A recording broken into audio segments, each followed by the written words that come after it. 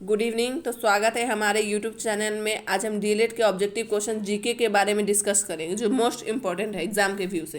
तो चलिए स्टार्ट करते हैं। पहला क्वेश्चन है, सिंधु सभ्यता निम्नलिखित में किस काल में पड़ती है? तो इसका फर्स्ट ऑप्शन है प्रागैतिहासिक काल, सेकेंड ऑप्शन है उत्तर ऐतिहासिक काल, थर्ड ऑप्शन है आदि ऐतिहासिक काल और फोर्थ ऑप्शन है ऐतिहासिक काल। तो इसका राइट ऑप्शन होगा सी, आदि ऐतिहासिक काल। नोट कीजिए। क्वेश्चन नंबर 2, 800 से 600 ईसा पूर्व का काल किस युग से जुड़ा है? तो इसका फर्स्ट ऑप्शन है ब्राह्मण युग, सेकेंड ऑप्शन है सूत्र युग, थर्ड ऑप्शन है रामायण युग और फोर्थ ऑप्शन है महाभारत युग। तो इसका राइट ऑप्शन होगा ए, ब्राह्मण युग। क्वेश्चन नंबर 3, गायत्री मंत्र किस पुस्तक में लिखा है? तो इसका फर्स्ट ऑप्शन है ऋग्वेद, सेकेंड ऑप्शन है यजुर्वेद, थर्ड ऑप्शन है उपनिषद, फोर्थ ऑप्शन है भगवत गीता। तो इसका राइट आंसर है ए, ऋग्वेद। और हाँ, ऋग्वेद आर्यों का सबसे प्राचीनतम ग्रंथ है। ये भी मोस्ट इंपॉर्टेंट क्वेश्चन है। क्वेश्चन नंबर 4, गदर पार्टी की स्थापना किस वर्ष हुई? फोर्थ क्वेश्चन है, गदर पार्टी की स्थापना किस वर्ष हुई? तो इसका पहला ऑप्शन है 1907, दूसरा है 1913, तीसरा है 1917 और चौथा है 1920। तो इसका राइट ऑप्शन होगा 1913। Question number option number B. आगे बढ़ते हैं। क्वेश्चन नंबर 5, करो या मरो का नारा किससे संबंधित है? तो फर्स्ट ऑप्शन है लाला लाजपत राय, दूसरा ऑप्शन है महात्मा गांधी, तीसरा है बाल गंगाधर तिलक और चौथा है सुभाष चंद्र बोस। तो इसका राइट ऑप्शन होगा बी, महात्मा गांधी। और महात्मा गांधी ने हमारे देश के लिए बहुत कुछ किया, हमारी लड़ाई में बहुत उपयोगी थे।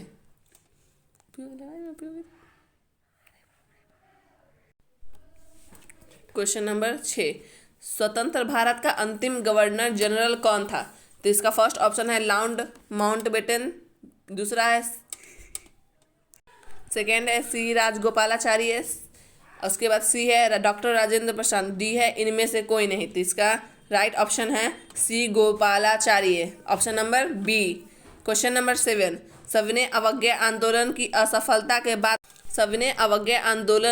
असफलता के बाद महात्मा गांधी ने महत्व दिया था। इसका फर्स्ट ऑप्शन है रचनात्मक कार्यक्रम को, सेकेंड है हिंसा के सीमित उपयोग को, थर्ड है अंग्रेजों से समझौता पर और डी है उपयुक्त में से कोई नहीं। तो इसका राइट ऑप्शन है ए, रचनात्मक कार्यक्रम को।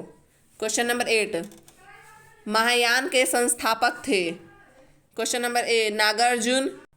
तो इसका फर्स्ट ऑप्शन है नागार्जुन, बी उपाली, सी अश्वघोष और डी आनंद। तो इसका राइट ऑप्शन है Nagarjuna, option number A. Question number 9, sati प्रथा का निषेध कब किया गया था? तो इसका ऑप्शन है, पहला तो है सती प्रथा का निषेध कब किया गया। ऑप्शन नंबर ए है 1809 ईस्वी में, बी है 1829 ईस्वी में, सी है 1929 ईस्वी में और डी है 1947 ईस्वी में। इसका राइट ऑप्शन है ऑप्शन नंबर बी, 1929 ईस्वी में। उसके बाद क्वेश्चन नंबर 10, सिंधु घाटी लिपि की सूचना स्रोत किससे ज्ञात होती है? ऑप्शन नंबर ए, आभूषणों से, ऑप्शन नंबर बी, मुहरों से, ऑप्शन नंबर सी, मूर्तियों से और ऑप्शन नंबर डी, खिलौने से। तो इसका राइट ऑप्शन है ऑप्शन नंबर बी, मुहरों से। और सिंधु सभ्यता में मुहर का बहुत योगदान है, उसकी खुदाई में और उसके ढूंढने में सबसे ज़्यादा। तो क्वेश्चन नंबर 11, भारत सरकार ने राष्ट्रगान को कब अभिग्रहित किया था? मतलब भारत सरकार ने राष्ट्रगान को कब अपनाया था? तो इसका ऑप्शंस देखिए। पहला ऑप्शन है 15 अगस्त 1947 को, उसके बाद 24 जनवरी 1950 को, उसके बाद 26 जनवरी 1950 को, उसके बाद 24 नवंबर 1949 को है 24 जनवरी 1950। मतलब वो अपने स्वतंत्रता दिवस से 2 दिन पहले, गणतंत्र दिवस होने से 2 दिन पहले इसको अपनाया था। क्वेश्चन नंबर 12, राष्ट्रीय आपातकाल की घोषणा निम्नलिखित में से किस अनुच्छेद में निहित है? मतलब राष्ट्रीय आपातकाल किस अनुच्छेद के अनुसार लगता है? तो इसके ऑप्शंस देखिए। पहला है अनुच्छेद 352, दूसरा है अनुच्छेद 356, तीसरा है अनुच्छेद 368 और चौथा है अनुच्छेद 370। राष्ट्रीय आपातकाल की घोषणा के बारे में बताना है तो इसका राइट ऑप्शन होगा अनुच्छेद 352। हमारे देश में 3 आपातकाल होते हैं। राष्ट्रीय आपातकाल जब लगेगा तो सब आपातकाल खत्म हो जाता है।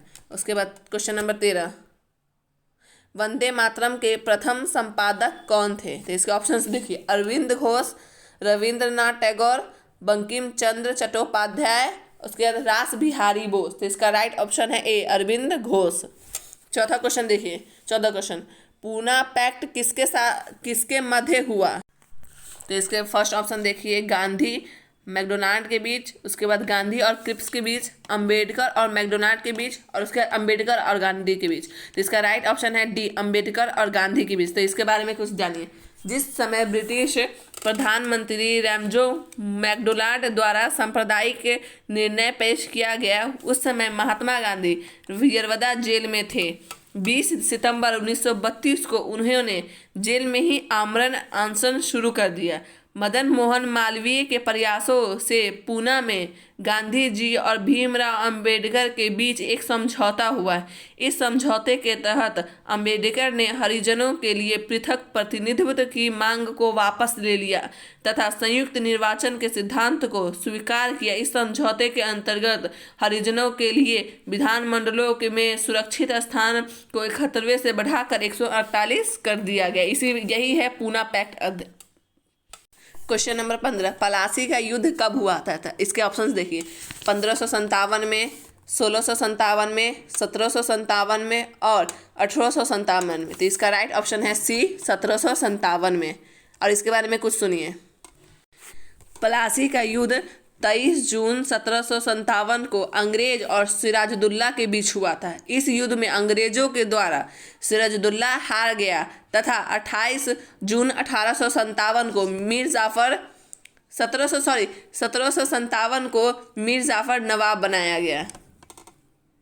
क्वेश्चन नंबर 16, भारतीय संविधान के जनक कौन है? तो इसका ऑप्शंस देखिए, बाल गंगाधर तिलक, सुभाष चंद्र बोस, डॉक्टर भीमराव अंबेडकर और डॉक्टर राजेंद्र प्रसाद। ये तो सभी जानते होंगे। तो इसका राइट ऑप्शन है डॉक्टर भीमराव अंबेडकर। अब देखिए, भारतीय संविधान के पिता जनक डॉक्टर भीमराव अंबेडकर को कहा जाता है। B.N. राव द्वारा, B.N. राव क्या था? वो जो संविधान लिखा है तो उसको अपने हाथों से लिखे थे। B.N. राव द्वारा तैयार किए गए संविधान के प्रारूप पर विचार विमर्श करने के लिए संविधान सभा द्वारा 29 अगस्त 1947 को एक संकल्प पारित करके प्रारूप समिति का गठन किया गया तथा इसके अध्यक्ष के रूप में डॉक्टर भीमराव अंबेडकर को चुना गया।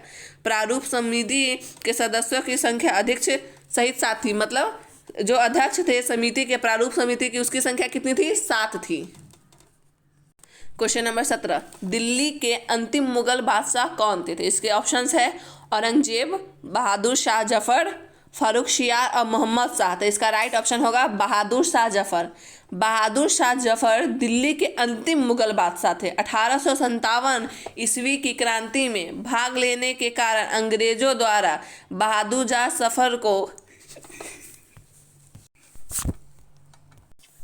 शाह जफर को बंदी बना लिया गया एवं रंगून भेज दिया गया, जहां उनकी मृत्यु हो गई। तो दिल्ली के अंतिम मुगल बादशाह कौन थे? बहादुर शाह जफर।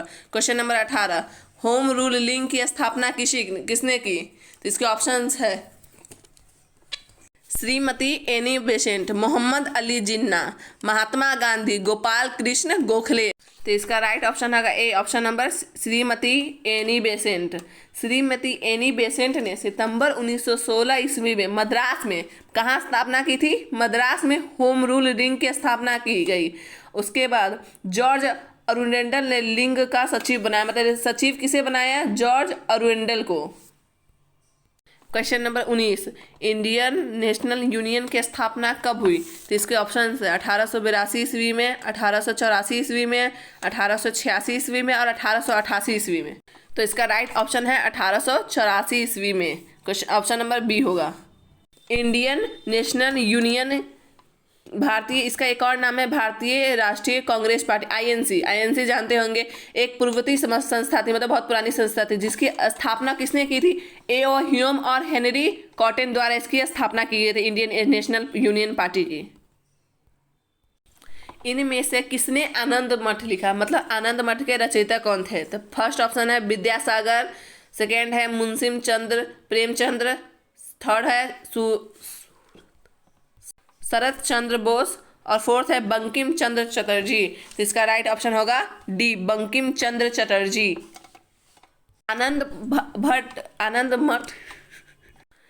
आनंद मठ बांग्ला भाषा का एक उपन्यास है जिसकी रचना बंकिम चंद्र चट्टोपाध्याय ने कब की थी? 1882 ईस्वी में की थी। इस कृति का भारतीय स्वतंत्रता संग्राम और स्वतंत्रता के क्रांतिकारियों पर बहुत गहरा प्रभाव पड़ा। भारत का राष्ट्रीय गीत वंदे मातरम इसी उपन्यास से लिया गया। मतलब वंदे मातरम कहाँ से लिया गया है? आनंद मठ से। तो आज के लिए इतना ही। आज हमने डीएलएड के जीके क्वेश्चन, इंपॉर्टेंट क्वेश्चंस के बारे में, और अगले क्लास में इससे आगे क्वेश्चन के बारे में पढ़ेंगे। तो थैंक यू।